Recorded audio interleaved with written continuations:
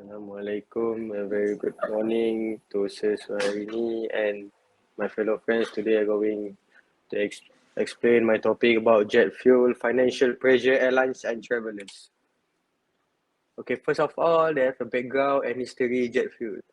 In the aviation, the propulsion by means of aviation gas turbine powered with a jet fuel is a forward movement generated by the rare ejection of a high-speed heated flux of combustion gases. This is the trend jet fuel prices from 1990 to 2022. This is the graph. Okay, next is about history and usage. Depending on the plane type, fuel contributes for 40% to 50% of the flight operational costs. While jet fuel prices remain constant in the 1990s, the 21st century has seen a spike and big volatility. Since 2000, aircraft fuel prices and volatility have been high. Between 2005 and 2016, fuel accounted for 20% to 35% of airlines' operating costs. Jet fuel prices in 2010 were 6 times 1990s level.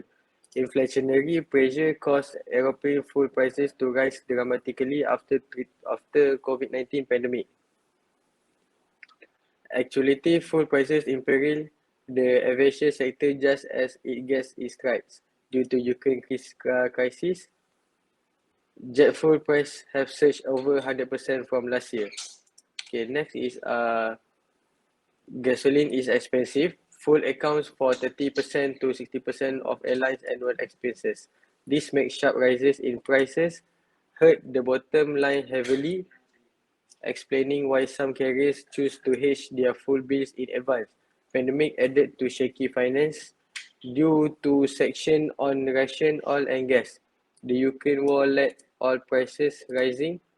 Fuel costs are up 140% year on year in North America and 126% in Europe, with this figure only climbing every month. Next is passing on the cost. Travelers looking to book later in the summer may have already noticed an uptick in prices. This is driven by a convergence of high ticket bookings and fuel prices, leading to a 20% compared to 2019. However, looking further out, prices for late summer have risen to most likely due to new fuel prices.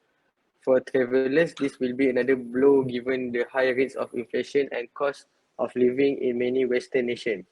While it seems for demand, a further increase could cause may to hold off and reconsider their plans during their peak travel periods. Next is European carriers ready. After airlines suffered heavily in 2020 due to their hedging strategies, many choose to follow the market price. This include the big three US carriers, American, United and Delta, which means costs will have to be passed on every soon.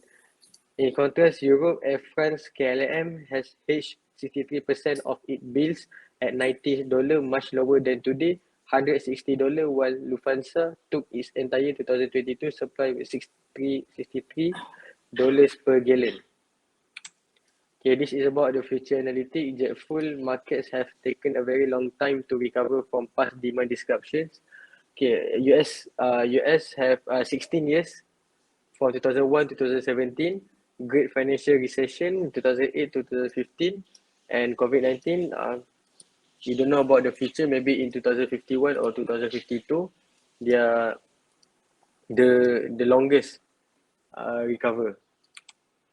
Explanation about future analysis.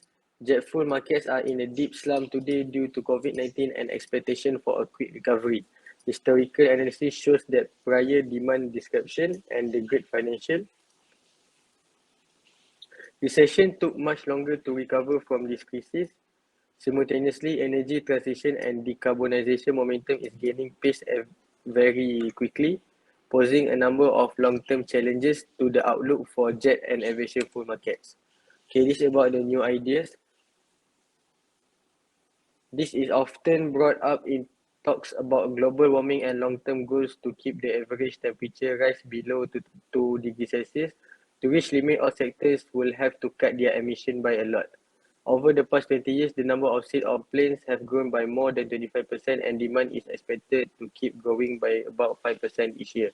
In 2032, there will be about 40,000 planes in the world which expected grow 20,930 planes. Between 1.9% and 2.6% more fuel will be needed by the aviation industry each year until 2025. If nothing else is done, the expected growth in the aviation industry could cause its share of global emission to rise to 22% by 2050. Even though the best way to cut down on aviation emission is to slow down growth, this will not be good for anyone in industry. What's interesting is that aircraft manufacturers and airlines are taking it upon themselves to reduce emission by reducing fuel consumption.